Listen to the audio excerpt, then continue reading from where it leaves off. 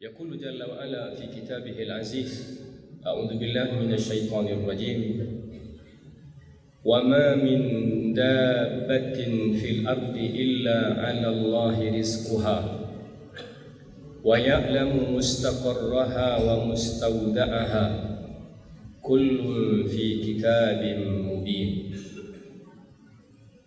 Tidak satu pun makhluk yang berjalan, merangkak, merayap yang hidup di muka bumi, melainkan Allah telah menjamin rezekinya. Allah telah menjamin semua rezekinya. Dia Maha tahu di mana tempat menetapnya dan di mana tempat persembunyiannya.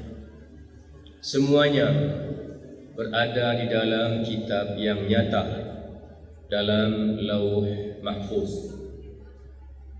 Al-Quran surat Hud surat ke-11 ayat ke-6. Alhamdulillah, puji syukur kepada Allah atas segala karunia-Nya. Salawat dan salam semoga tercurah kepada Rasulullah Nabi kita Muhammad sallallahu alaihi wasallam. Tidak terasa kita sudah berada di malam ke-13. 12 malam sudah lewat, momen di mana Allah mengampuni hamba-Nya. 12 sudah lewat, tinggal 17 atau 18 malam lagi. Semakin banyak malam yang telah kita lewati di bulan Ramadan, maka semakin cemas kita dan semakin besar harapan kita untuk malam-malam selanjutnya. Kenapa begitu? Nabi kita katakan alaihi salatu wassalam, setiap malam di bulan Ramadan Allah memilih hamba-hamba yang diselamatkan, dibebaskan dari siksaan neraka. Sejak malam pertama, sudah 12 malam yang kita lewati. Semoga semua kita sudah termasuk yang Allah ampuni. Hanya tidak ada yang tahu pasti.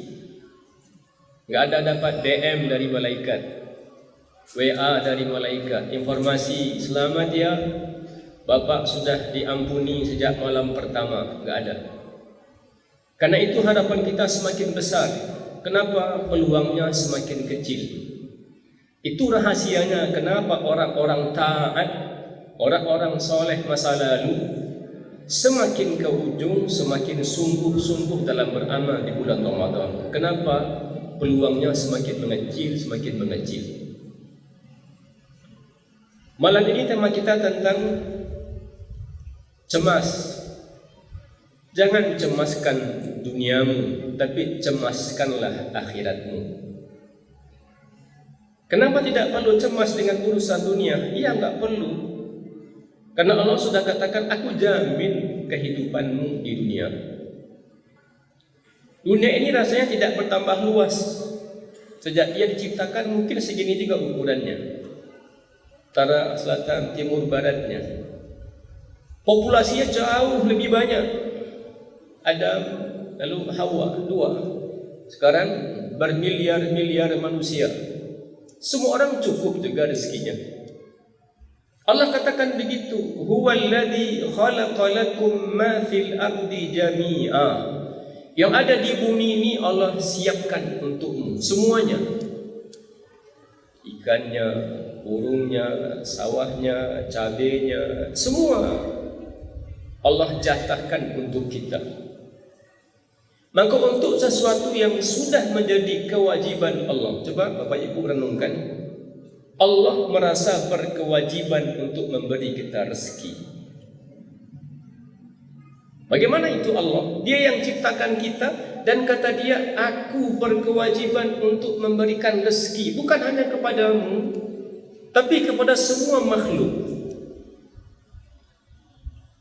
Burung yang di hutan, ya, ikan yang di lautan, cacing dalam tanah, itu semua enggak sekolah, enggak pandai baca, Enggak ada ijazahnya itu. Tapi hidup juga.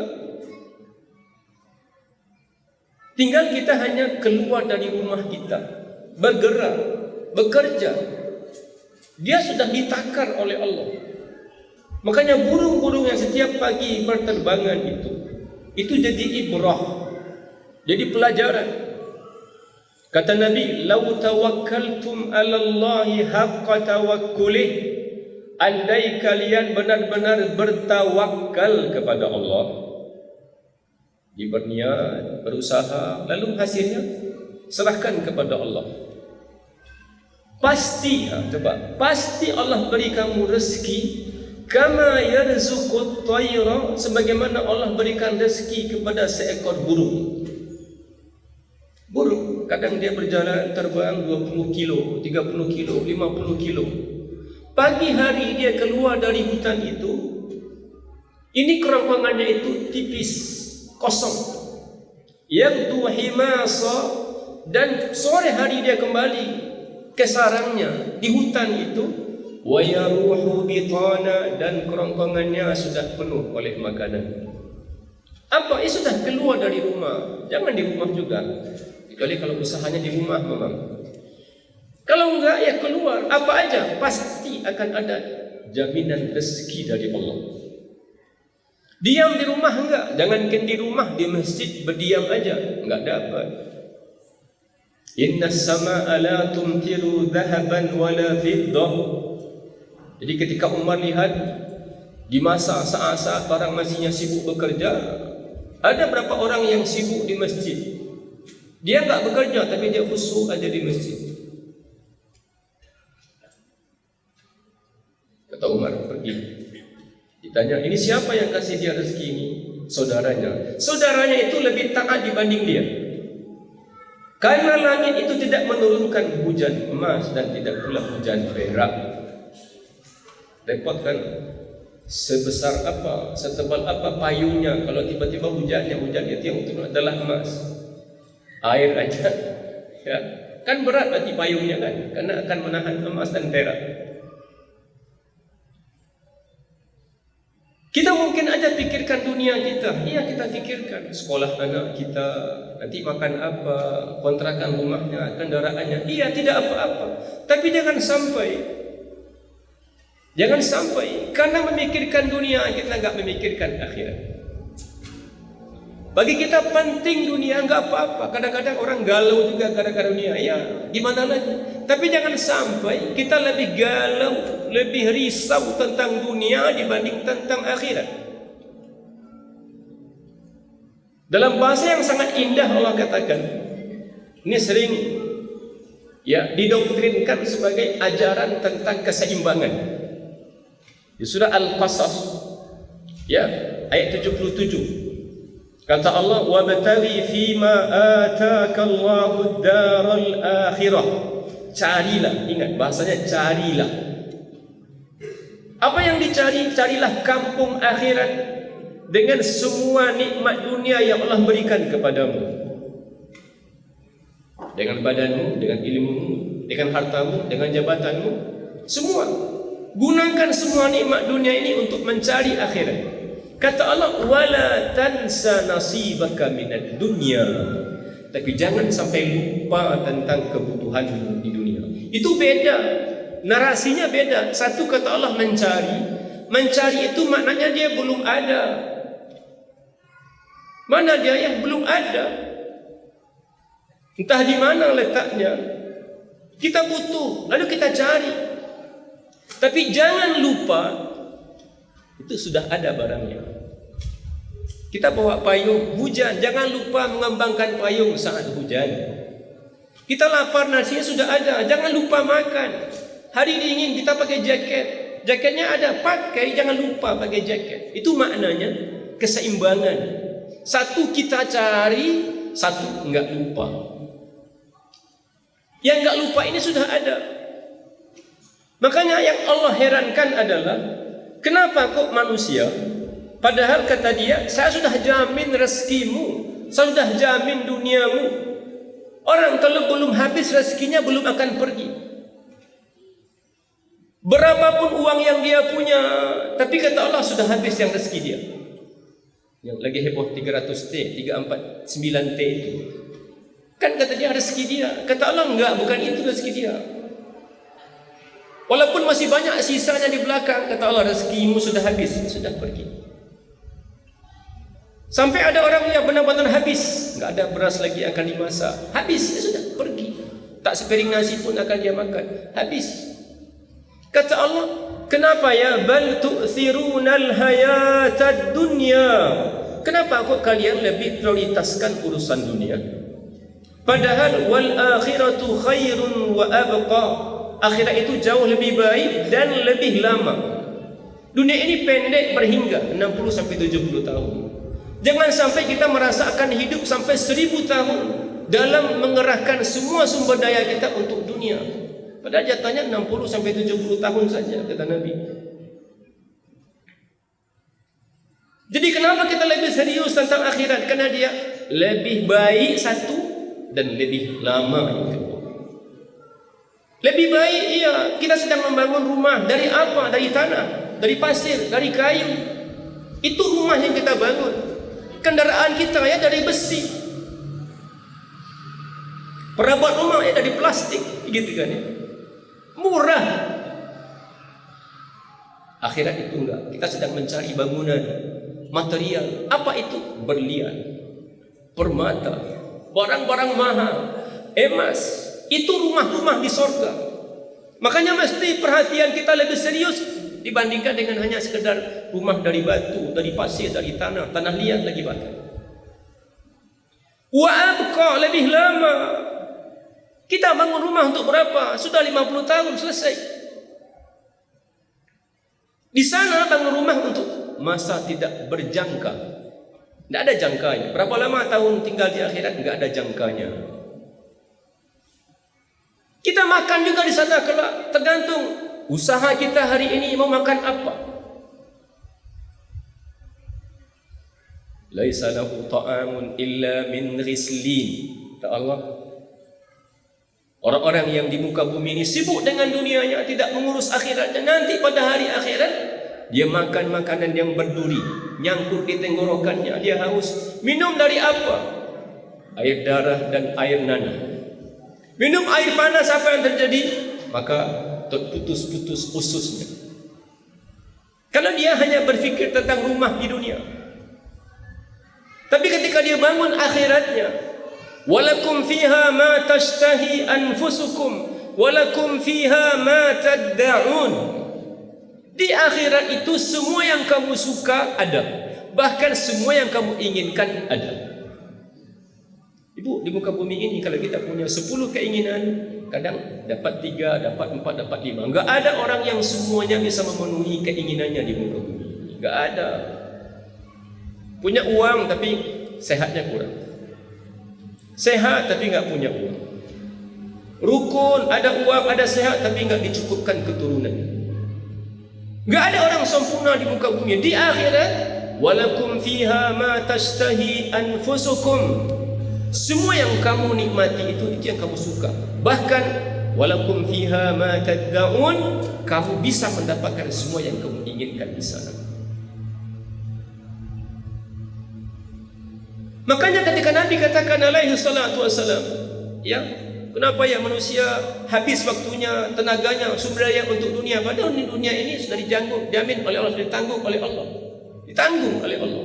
Tapi lupa atau minimal membangun akhiratnya. Maka Nabi katakan al-kayyisu, jadilah orang pintar, cerdas, smart. Apa itu? Mandana nafsahu, orang yang menundukkan nafsunya, mengeram keinginannya. Wa amila lima ba'dal maut, dan lebih banyak bekerja untuk urusan akhirat. Itu yang cerdas, yang smart itu begitu. Dunia ditanggung. Kenapa kita repot-repot sekali sampai kemudian ya yang lebih penting kita sia-siakan? Yang lebih penting itu apa? Apa yang lebih penting itu? Menfokuskan diri lebih serius, lebih sungguh-sungguh dalam beribadah kepada Allah. Itu lebih penting. Kerjalah ya, tapi jangan gara-gara kerja ibadah terlantar. Berusahalah, enggak apa-apa, berdaganglah, enggak apa-apa, tapi jangan saat berdagang berusaha lalu tidak menggunakan, tidak berpedoman kepada peraturan dan undang-undang Allah. Maka Nabi katakan alaihi salatu wassalam dalam hadis yang diriwayatkan oleh Imam Tirmizi, dalam sahabat yang disebutkan oleh Abu Hurairah, apa kata beliau? Tafarraq li ibadati, fokuskan waktumu, sungguh-sungguhlah, berseriuslah, dedikasikan hidupmu untuk beribadah kepadaku. Kalau kamu dedikasikan hidupmu untuk beribadah dan taat kepadaku, amla'u sadraka ghinan, aku penuhi dadamu dengan perasaan cukup. Yang disebut dengan kaya yang sebenarnya. Laisal ghina, bukanlah disebut dengan orang yang kaya itu yang hartanya banyak, bukan. Tapi yang kaya sesungguhnya itulah yang kaya jiwa. Itu rahmat Allah itu.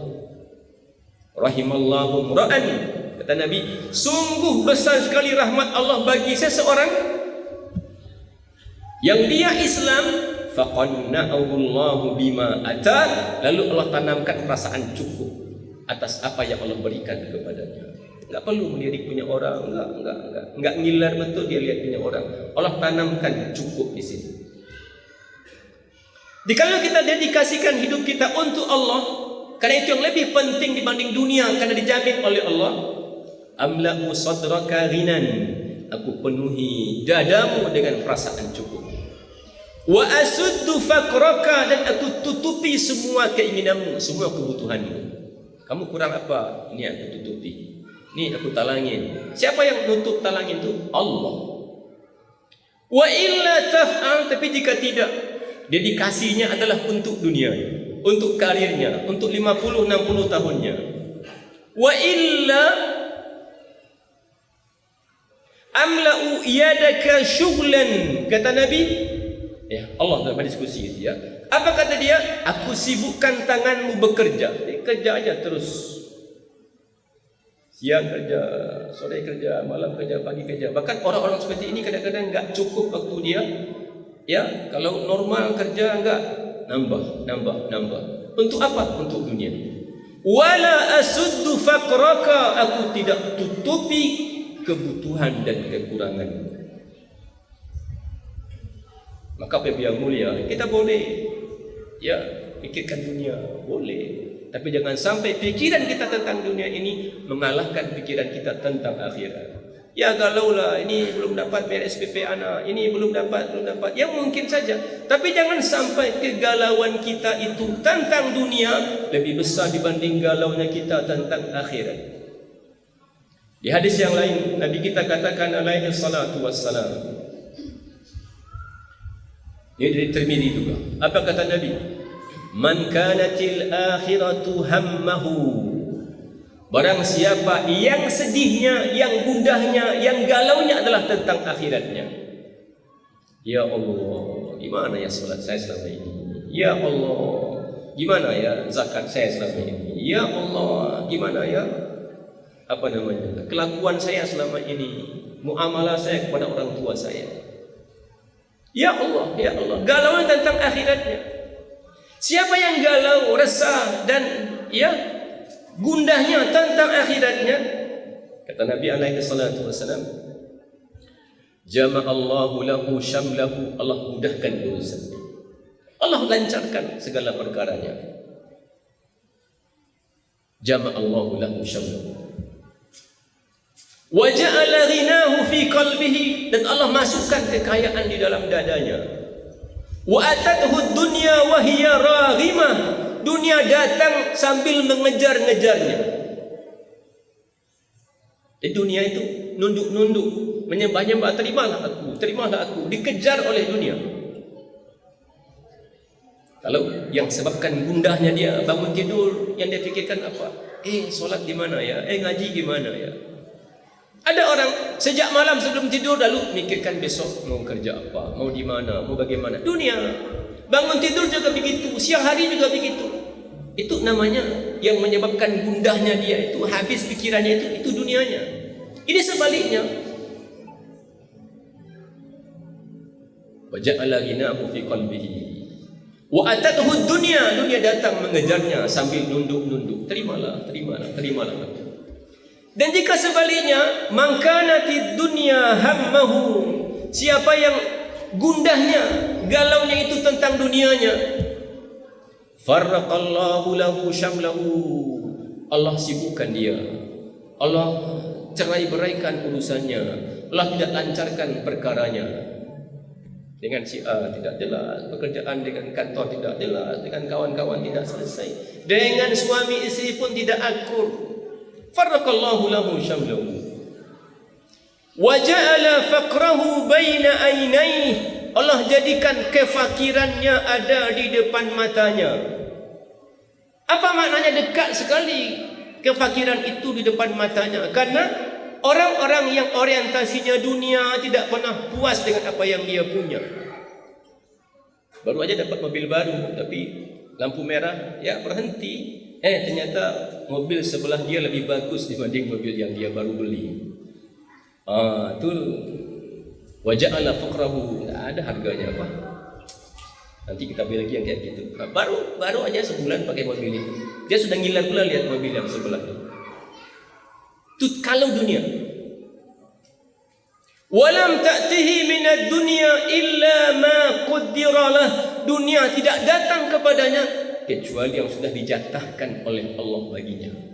Kalau kita jauh dari taat kepada Allah, andai satu hari dari jam 6 pagi sampai jam 6 sore kita bekerja, tapi panggilan Allah enggak kita sambut, kitab Allah enggak kita baca, hak-hak Allah enggak kita tunaikan. Kata Nabi, kalau Allah takdirkan untuk dia jatah dia cuma 100.000, 200.000, ya sudah, tidak akan ada tambahannya. Illa ma qaddara lahu, kecuali yang Allah takdirkan baginya. Jadi mari Bapak Ibu yang mulia, ya, ini Ramadan ini kita punya waktu menjernihkan pikiran.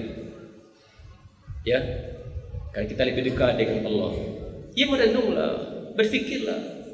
Ini ayat Allah, ini hadis Nabi-Nya. Apa yang sudah menjadi tanggungan Allah, ya sudah dia akan datang. Jangan sampai yang sudah dijadikan sebagai tanggungan Allah ini kita sibukkan diri kita, sementara yang jadi kepentingan kita, kebutuhan kita, yang tadi kata Allah carilah, lebih baik dia lebih lama, kita kemudian tidak menghiraukannya. Allahu a'lam wa a'lam bis-shawab. Assalamualaikum warahmatullahi wabarakatuh.